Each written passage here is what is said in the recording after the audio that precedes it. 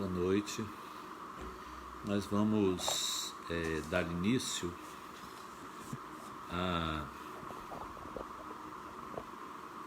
ao terceiro seminário Pietro Baldi da Escola Jesus Cristo.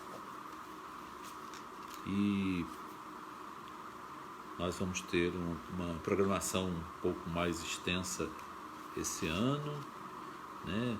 Vamos aproveitar a virtualidade do movimento e ter oportunidade, né, de discutir algumas coisas. E como preparação para a nossa oração, eu vou ler uma carta, trechos de uma carta que Chico Xavier escreveu para o meu pai no dia 16 de janeiro de 1950.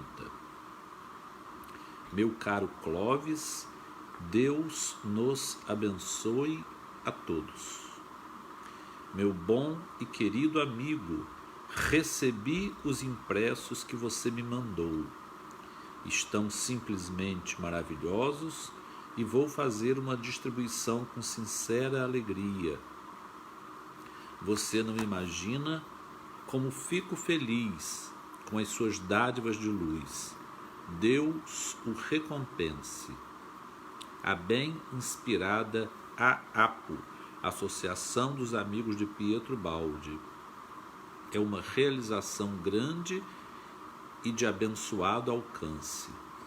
Tão logo me seja possível, quero significar a nova entidade destinada a difundir a sementeira divina de nosso apóstolo, de nosso grande apóstolo de Gúbio, a minha adesão com algum tijolinho, para que essa bendita casa espiritual em que o sublime ministério de Ubaldi se manifestará com mais intensidade em nosso meio. Clóvis, agora em 1950, faz 10 anos que conheci pessoalmente a escola. Que saudades daí, meu bom irmão. Peço a Jesus para que um dia me seja concedida a ventura de voltar a revê-los todos, pedindo a Jesus e a nossa querida Nina abençoarem todos os momentos de sua senda cheia de luz. Abraça-o muito saudosamente, o seu sempre pelo coração, Chico. Vamos fazer a oração. Senhor Jesus, elevamos a Ti, Senhor, os corações agradecendo a possibilidade de refletirmos alguns momentos sobre este missionário que veio ao mundo nos trazer novas perspectivas de entender a Tua missão, Senhor, sobre a nossa humanidade. Te agradecemos e pedimos que nos inspire a palavra, que possamos ter a compreensão necessária e a possibilidade de fazer-nos entender, para que todos possam também aproveitar esta semente de luz. Assim seja.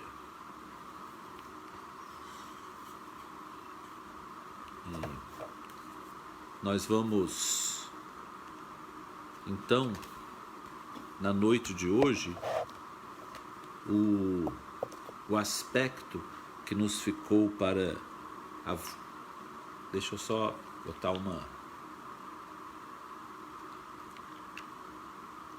o aspecto que ficou para a nossa reflexão foi a bipolaridade do espírito humano, do ser humano na Terra. E para evitar assim, qualquer dúvida, de forma alguma eu estou me referindo à bipolaridade doença psiquiátrica. Eu estou me referindo à existência de polos que coexistem na nossa condição de encarnados, porque nós somos um composto: espírito, perispírito, corpo. E esse composto, ele pende para deixar-se levar pelas exigências corporais ou deixar-se levar pelas aspirações espirituais. E nessa antinomia da vontade, muitas vezes nós cometemos equívocos e repetimos erros de outrora, e algumas poucas vezes nós conseguimos sobressair, superar uma enorme deficiência e galgarmos uma nova etapa no nosso processo evolutivo. E para nós iniciarmos nosso estudo, nós vamos fazer uma reflexão inicial sobre a personalidade humana. E para nós entendermos o que é a personalidade humana, nós vamos fazer algumas considerações bem simples que podem parecer assim pretensiosas, mas não são, e nem são informações científicas. Se essa abordagem for ser analisada por um psicólogo, por um cientista da mente humana, pode ser que ele encontre algumas incongruências.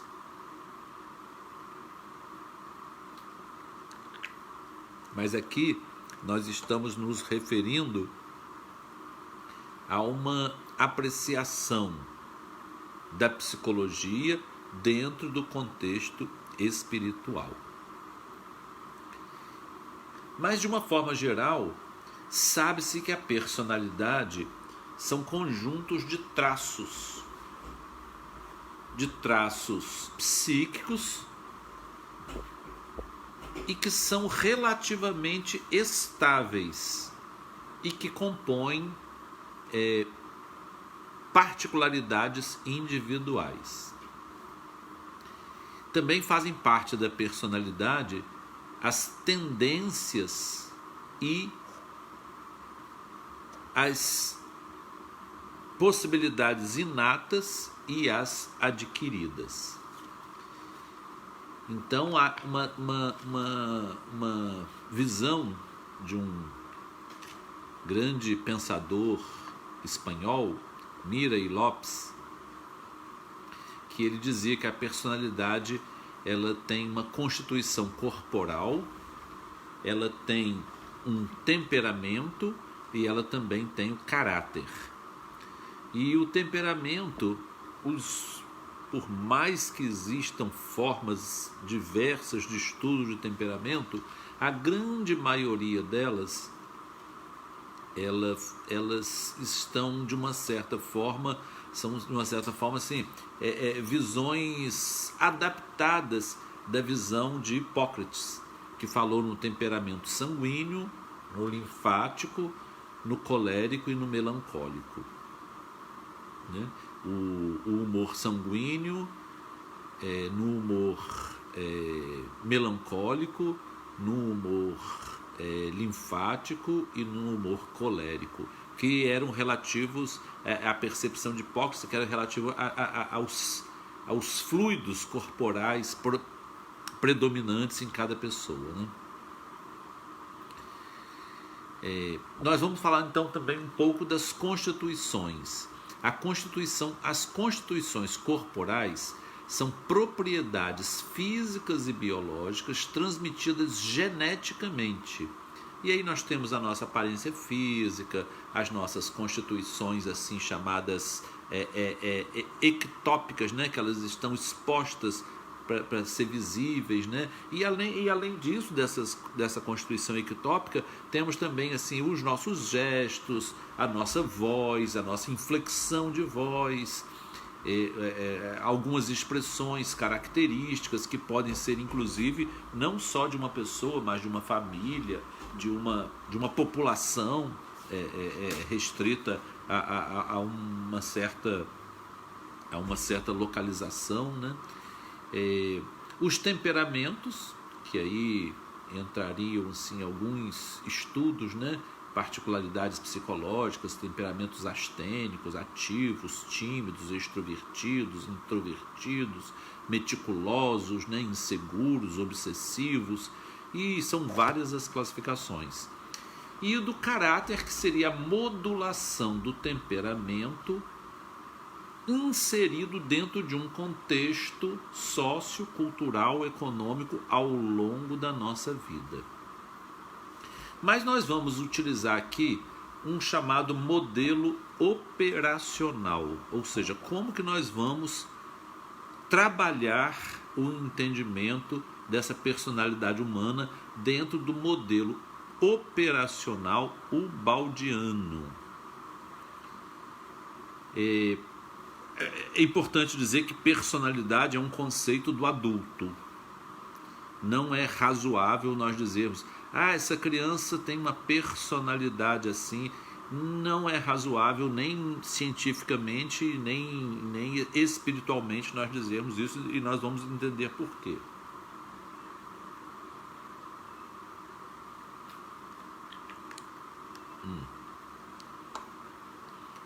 Bom, no esquema antropológico ubaldiano, nós vamos ter como bases muitas coisas que coincidem com a visão espírita. A existência de Deus. Uma outra coisa também muito importante dentro do esquema antropológico ubaldiano: a criação primordial. Outra coisa também que nós vamos não discutir profundamente aqui, mas em outra oportunidade nós podemos abrir esse leque de discussão. A queda original, o processo de evolução, a pluralidade das existências e a concepção de que o homem vive entre a realidade da sua mortalidade e a nostalgia da sua criação divina. Então, é muito comum nós analisarmos alguns fatos que corroboram essa possibilidade dessa nostalgia, como, por exemplo, as crianças, quando lembram, né, quando sonham, e falam da existência de paraísos perdidos. E isso está em várias culturas também, nas antropologias, nas visões antropológicas, históricas, nas mitologias de vários povos, a questão de um paraíso que foi perdido por uma, digamos, falta de tato, de habilidade do homem de lidar com a graça divina da criação. Bom, em que consiste a evolução? Na reconstrução da nossa personalidade perdida e para entender essa personalidade perdida, nós vamos tentar dividir essa personalidade em 3 zonas ou 3 domínios. A zona ou domínio da subconsciência, a zona ou domínio da consciência e a zona ou domínio da superconsciência. É a visão que Petrobaldi nos oferece, né? Os 3 patamares da nossa consciência humana, né? A chamada subconsciência, ou também inconsciência, é o conjunto de fenômenos instintivos. Ela está cerebralmente localizada na parte arcaica do cérebro, também chamada rinencéfalo, né? Essas estruturas, também chamadas arcaicas, elas guardam memórias muito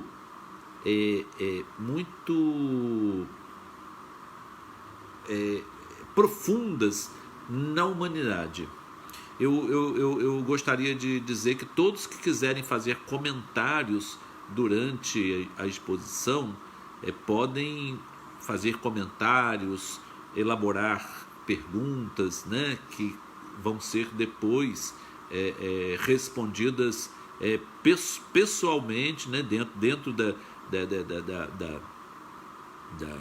da publicação, né, na página do Facebook da Escola de Jesus Cristo, mas respondidas individualmente a cada um, evidentemente, para que possa ser do proveito geral. E evidentemente, eu também não sou nenhum expert, não tenho doutorado em Pietro Baldi, mas tentarei mostrar o que eu aprendi, uma vez que eu li a obra, aprendi a obra com meu pai, aprendi a amar a obra de Pietro Baldi com o papai, acompanhei o tempo todo ele dizendo que Chico amava o Pietro Baldi, e essa foi a nossa criação. Nós não sabíamos, na nossa infância, nós lá em casa, nós não sabíamos que havia contestação do espiritismo, a filosofia baldiana. Para nós era uma coisa tão natural, tão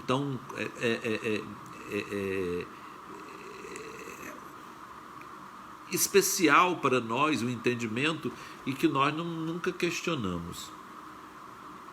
Então essa memória, esse registro subconsciente, ele é cerebralizado. Então ele é formado de automatismos, e esses automatismos eles são formatados e consolidados através de existências múltiplas, sucessivas, ao longo da evolução, desde os seres primitivos até o homem bruto. Então a psicologia humana muitas vezes confunde essas ancestralidades subconscientes com a personalidade humana. Isso é sim alguma coisa que nós ainda vamos poder entender, né? Alguns profissionais que acham que tudo que vem do desejo tem que ser estimulado ou concebido de uma forma boa, e nós percebemos que quando esse desejo é simplesmente a expressão da nossa ancestralidade animalesca, bestial, ela não está aqui para ser vivenciada, para ser vivida na nossa atual existência, e sim para ser sublimada e reformulada em outros aspectos que nós vamos a seguir avaliar. Existe um poema de Augusto dos Anjos chamado A Subconsciência. Ele está no Parnaso de Além Túmulo. Diz assim Augusto: assim a inconsciência prodigiosa, que guarda pequeninas ocorrências de todas as vividas existências do espírito que sofre, luta e goza. Ela é a registradora misteriosa do subjetivismo das essências, consciência de todas as consciências, fora de toda a sensação nervosa. Câmara de memória independente, arquiva tudo rigorosamente sem massas cerebrais organizadas, que o neurônio oblitera por momentos, mas que é o conjunto dos conhecimentos de nossas vidas estratificadas. Então, nós estamos vendo que a subconsciência é esse extrato que nós temos do nosso passado, que nós consolidamos em parte, e que em parte nós já também iniciamos um processo de desconstrução. E aí nós vemos que no Livro dos Espíritos fala também na lei da destruição. A lei da destruição acontece dentro de nós mesmos.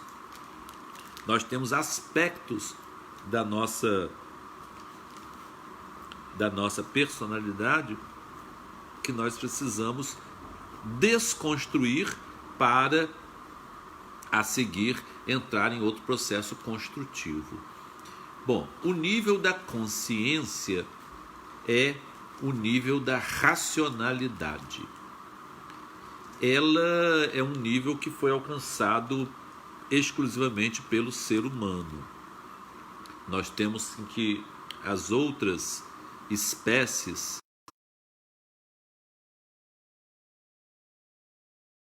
da racionalidade, eles estão naquele nível das inteligências instintivas. Mas mesmo sendo exclusivo da espécie humana, ainda assim ele está em formação, porque nós vivemos muito ainda presos a aspectos instintivos que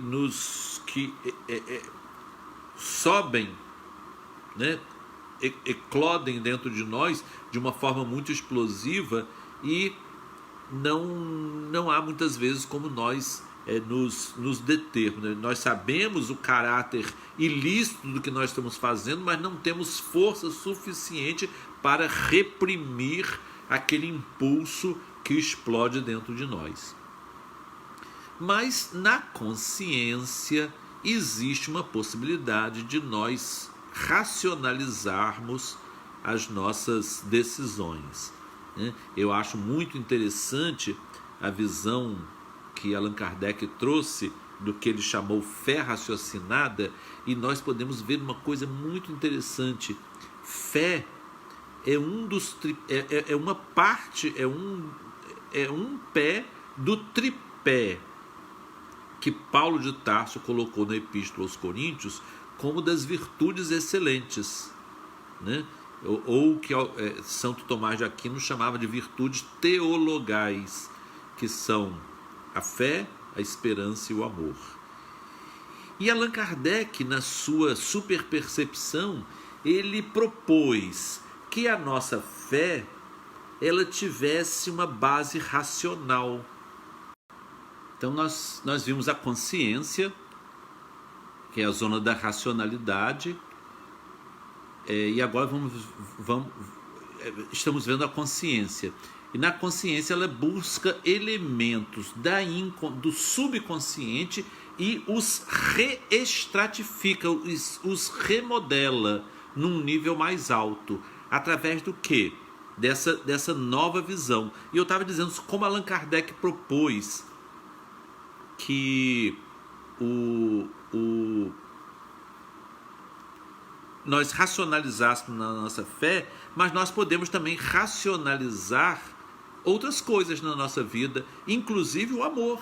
Nós podemos entender que é bom fazer o bem. Se nós achamos que é bom fazer o bem, nós podemos então usar os argumentos racionais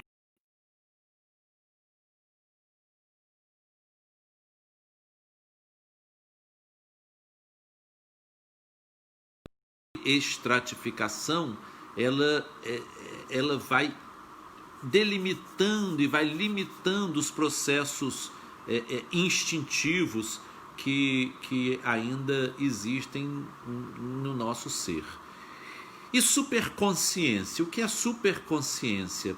É o nosso eu superior. É a parte ainda não desenvolvida da nossa mente, do nosso cérebro. Ele é um projeto. Os hindus chamavam esse projeto de Dharma. Todos nós temos um Dharma. Quando nós reencarnamos, existe um propósito para aquela nossa existência. Esse propósito, esse devir, seria o nosso Dharma. Existem pessoas que não entendem a diferença de Dharma e Karma. Dharma é o nosso karma bom, Karma é o nosso karma mal. Não tem nada disso. Karma é karma. Carga é uma carga que nós temos que remodelar, renovar a partir de um passado. Dharma é um projeto para adiante, né? Exemplificando Paulo de Tarso, como Paulo, todas as dores que ele sofreu, os espinhos que ele teve na carne, eram parte do seu karma. Mas todo projeto que ele fez, sem levar em consideração aquilo que ele deixou para trás, é o seu Dharma, é o seu projeto de vida, que fez com que a sua vida fosse tão interessante, né? Então, a superconsciência se forma lentamente. É o que Paulo fala na epístola a Timóteo, do lavatório das o lavatório das palingenesias. O que é lavatório das palingenesias? É o lavar, né? O limpar nosso através de múltiplas existências. Então a superconsciência, ela existe em nós a partir de uma elaboração nossa, que é a intuição. E isso é muito triste nós falarmos da intuição, porque eu vejo muitas pessoas falarem assim: eu tenho mediunidade, mas minha mediunidade é intuitiva. Isso é assim uma infelicidade, uma insanidade quase que se falar. Não existe mediunidade intuitiva de pessoas assim, simplórias, de evolução mediana. A mediunidade intuitiva é de espíritos superiores que já abriram o chakra superior da epífise.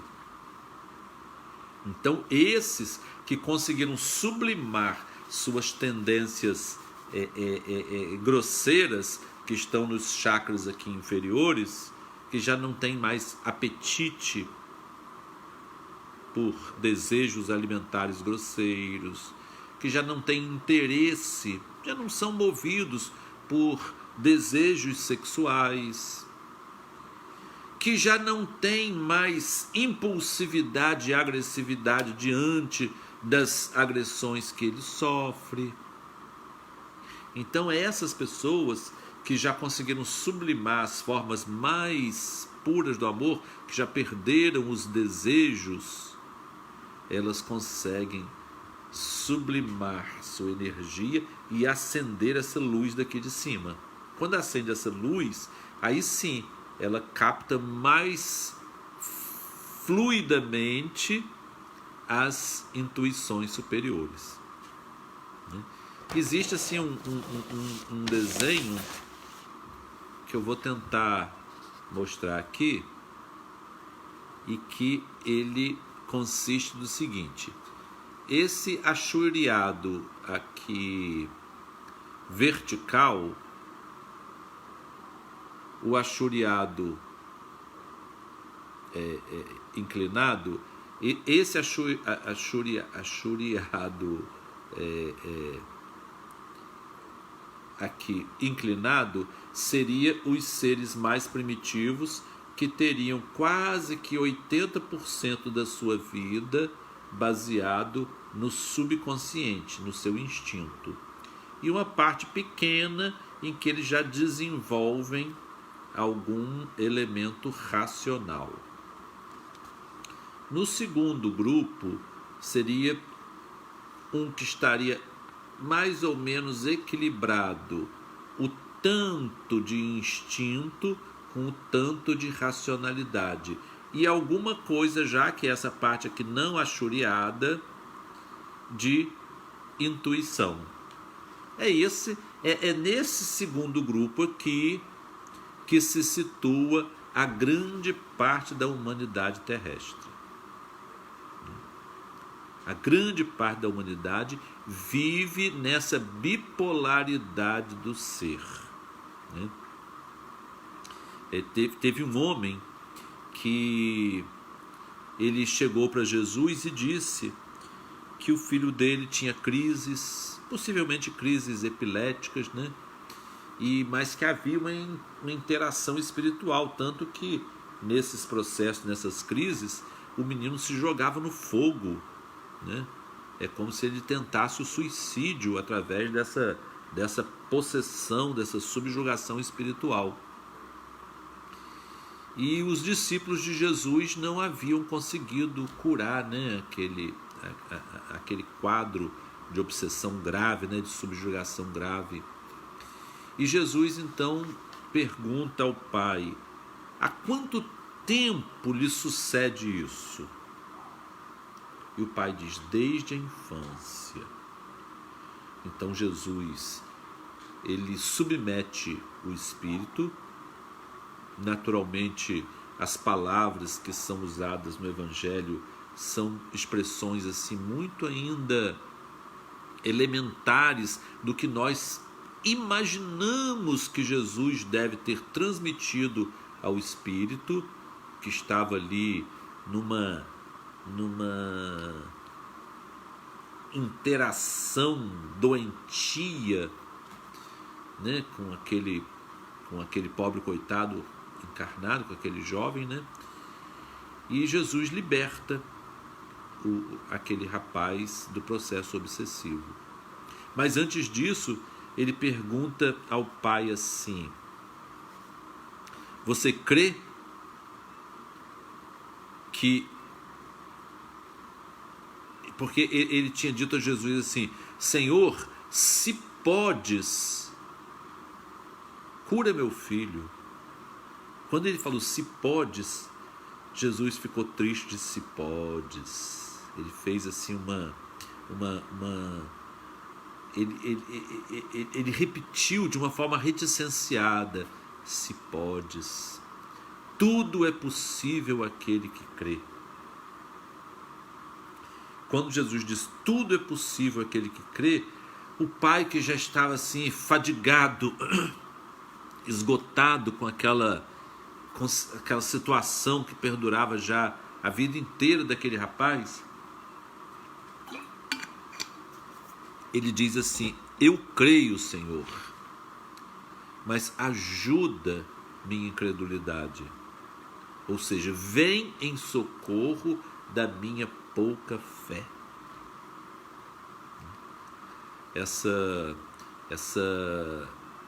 Isso é muito comentado por meu pai aqui nesse livro de Jesus para os que sofrem, e ele faz um comentário sobre essa bipolaridade, essa antinomia do ser que quer e não quer, busca, mas ao mesmo tempo tem medo.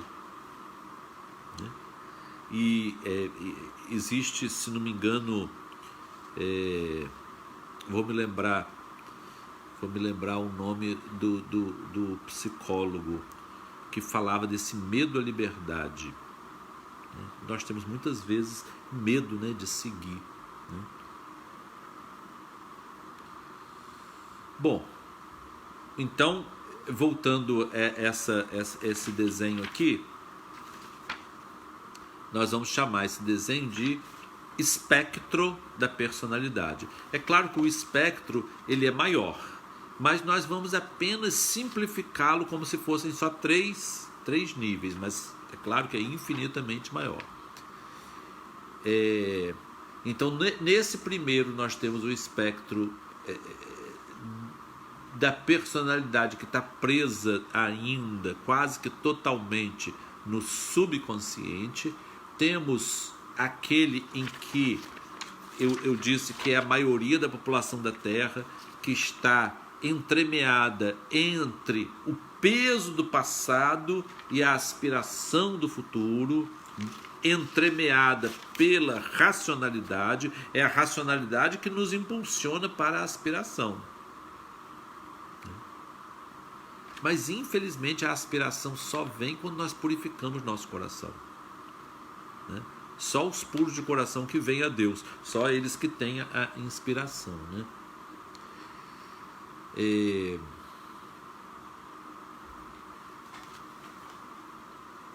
Existem algumas coisas assim que a gente pode falar muito rapidamente, né? Nesse nível de vida subconsciente, as pessoas vivem num plano de vida automático. Eles pensam muito na sobrevivência dele, né? Cada um pensa na sua sobrevivência individual, e isso aí que fez o homem desenvolver a caça, a pesca, a agricultura primitiva. Na sobrevivência da espécie, que fez com que os homens se multiplicassem, né? Buscassem o sexo como uma coisa, não só um elemento de prazer, mas também de procriação, e os processos de luta e fuga que compõem o mecanismo básico do estresse do mamífero, né? No nível de vida consciente, quando o homem já está vivendo a racionalidade, ele vai sofisticando os modos dele de produção, ele vai, o conceito de sociedade aparece, o comércio, a produção de alimentos, o estoque de alimentos, a estrutura social e econômica vai se tornando progressivamente mais complexa, melhores formas de sobrevivência do indivíduo e da sociedade, sofisticação dos meios de sobrevivência, a própria sexualidade vai deixando de ser um meio simplesmente de procriação para entrar meios assim de perturbação coletiva, com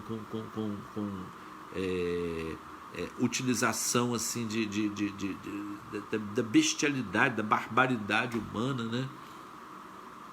E isso aí também entra a reprodução assistida, a medicina com as técnicas modernas da ciência, da produção de vacinas. Agora nós estamos numa época em que as nações estão concorrendo para ver quem produz uma vacina com mais eficácia no menor tempo, né? Técnicas de multiplicação das lavouras, a clonagem. Então existem ainda muitas possibilidades ainda para a evolução nesse nível da racionalidade humana.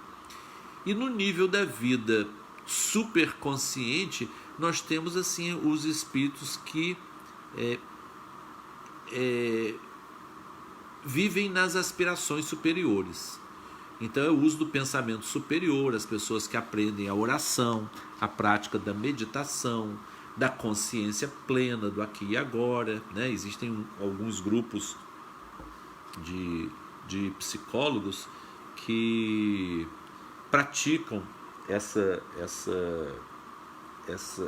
respiração da consciência plena, né? Para que nós possamos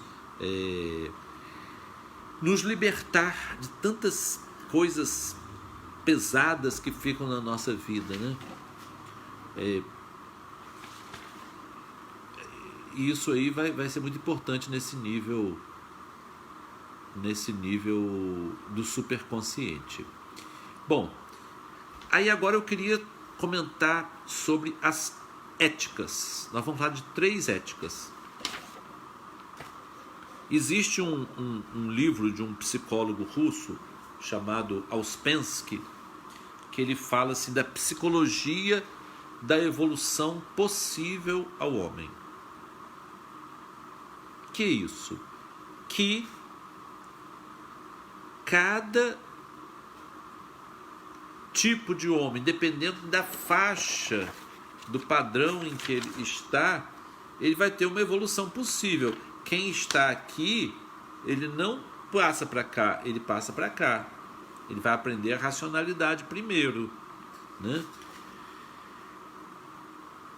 Então, a ética possível aos seres que estão coordenados só pelo subconsciente a ética possível é a ética da proibição dos 10 mandamentos. Nós vemos que os 10 mandamentos, ele é mais reconhecido pelo imperativo negativo, né? Uma grande parte deles, são 5 ou 6 mandamentos, eles iniciam pelo não. Ou seja, ele é repressor. Repressor porque ele está tentando imprimir uma ética que tire o indivíduo do instinto para a racionalidade. E para sair do instinto para a racionalidade, ele precisa ser reprimido no seu instinto de violência, de domínio, de orgulho, né?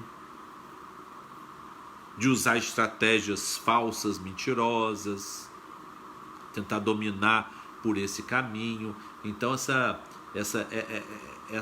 ética do Antigo Testamento, especificamente dos 10 mandamentos, é uma ética muito importante, porque através da proibição ela iniciou o refreamento dos instintos.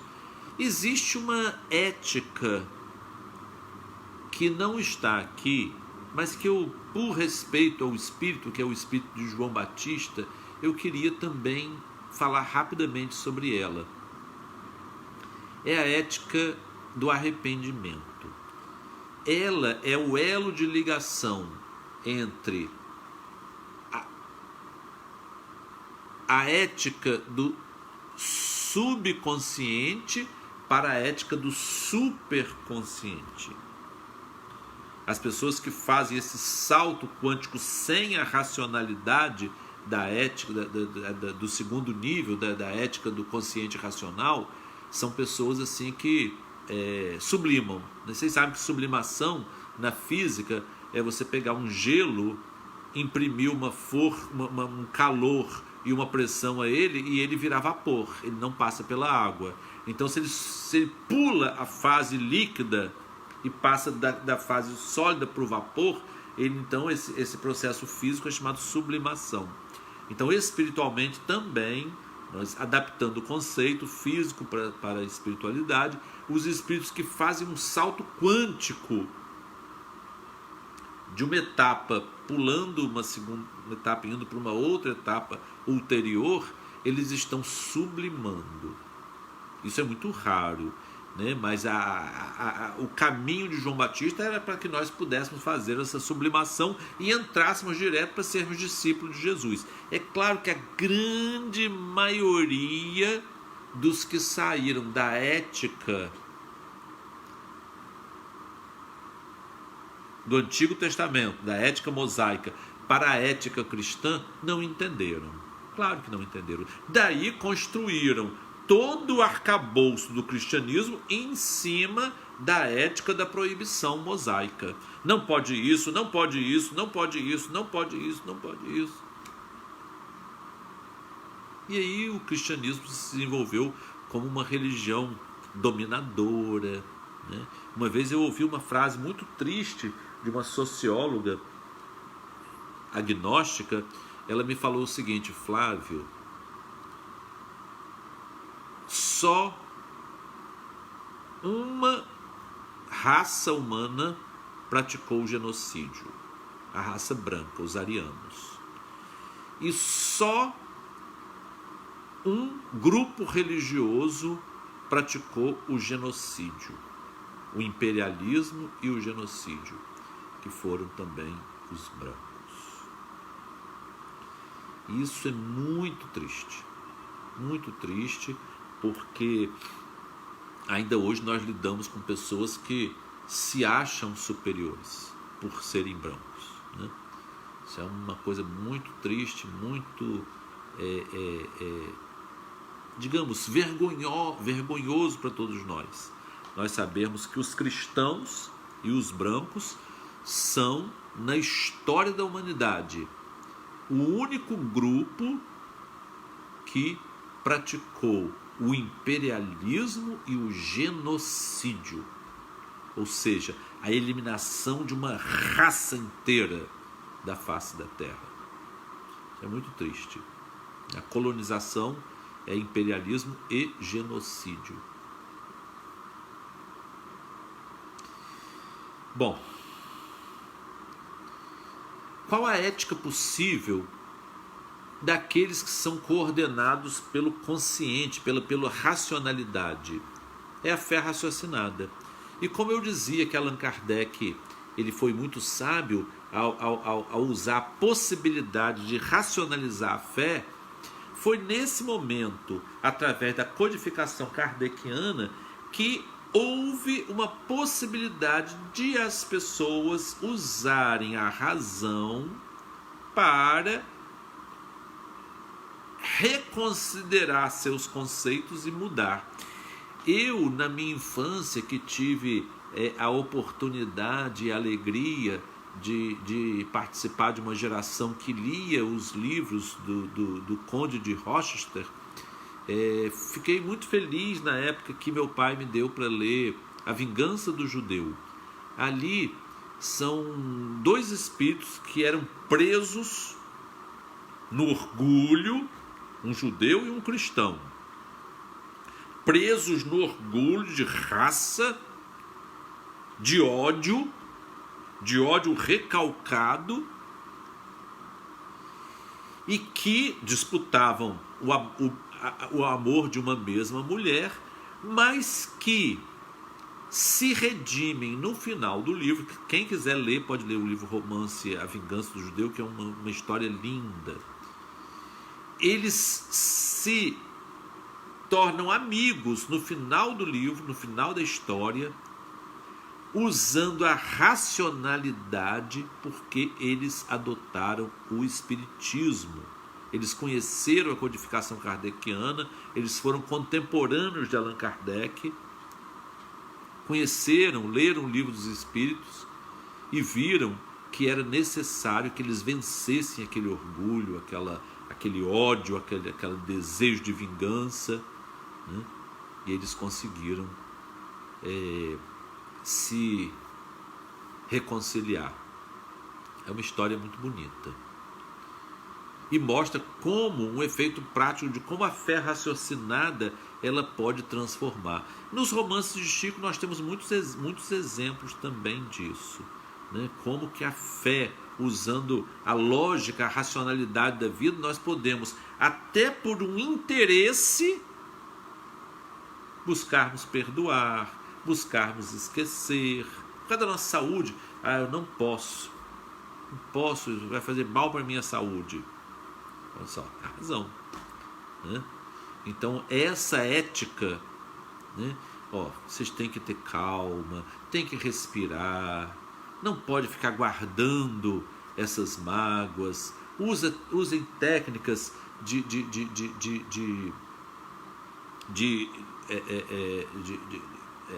essa que eu me referi agora, de mente plena, como eu falei agora há pouco, né? Consciência plena do aqui e agora. É mindfulness, é um método americano, mas é muito baseado na respiração, tem muita coisa parecida com a yoga, e ele realmente facilita nós superarmos essa dualidade, essa briga. Porque hoje os grupos que que lutam pela mesma coisa, eles brigam entre si, eles se enfraquecem, é chamada autofagia.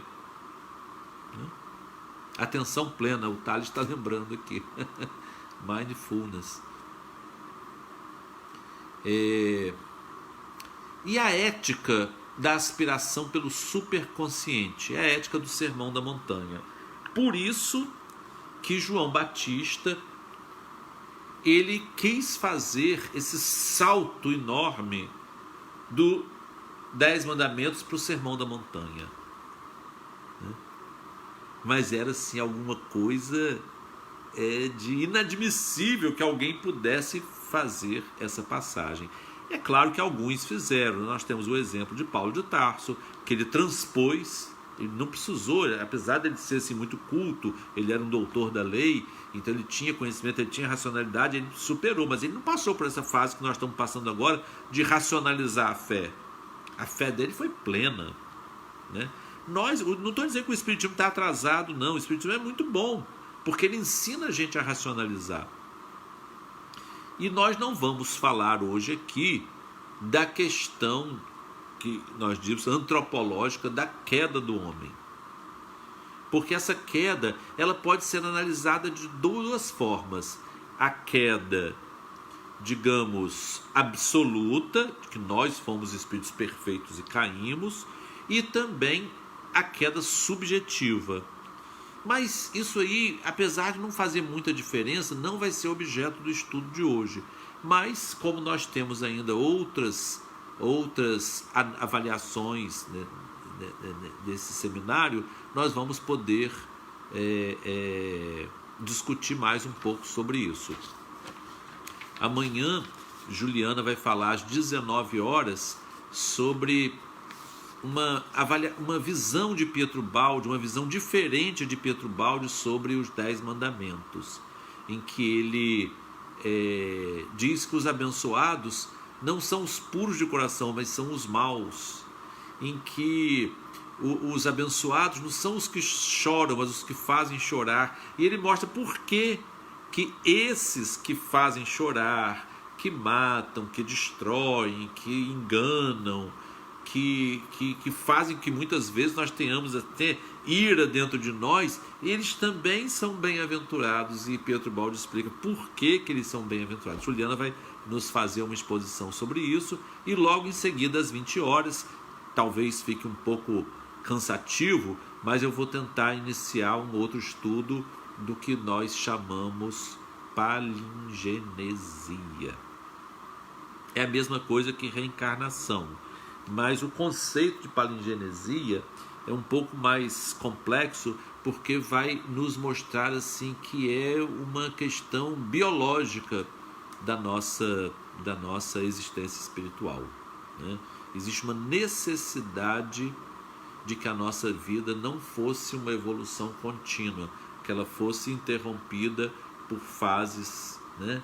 Que são esses ciclos assim, que são o que os hindus chamavam de samsara. E vamos entender por que, né, nós estamos aprisionados ainda até hoje dentro desse samsara. Então vamos agradecer a Deus. Senhor Jesus, te agradecemos a oportunidade de estarmos reunidos nesta noite, dando início, Senhor, a este pequeno estudo da obra baldiana, agradecendo porque nos permites considerá-la dentro dos preceitos espíritas, dentro dos preceitos cristãos, sem nenhuma formalidade, sem nenhuma intolerância, sem nenhuma inconformidade. Permite, Senhor, que possamos aproveitar tudo de bom que há nesse pensamento tão superior que desceu à terra pelas mãos e pela sabedoria e pelo amor de Pietro Baldi. Te agradecemos, Senhor, e te louvamos o nome agora e sempre. Assim seja. Houve uma interrupção no meio da exposição, mas meu filho Pedro, eu acho que ele tem essa sabedoria, ele vai tentar unir as duas partes no YouTube, né? E se ele fizer isso, depois nós vamos tirar essa e vamos deixar só a outra. E as pessoas podem fazer comentários depois. Amanhã certamente eu vou tentar reavaliar e ver o que eu posso responder a cada um, tá bom, gente? Deus abençoe a todos, até amanhã às 19 horas.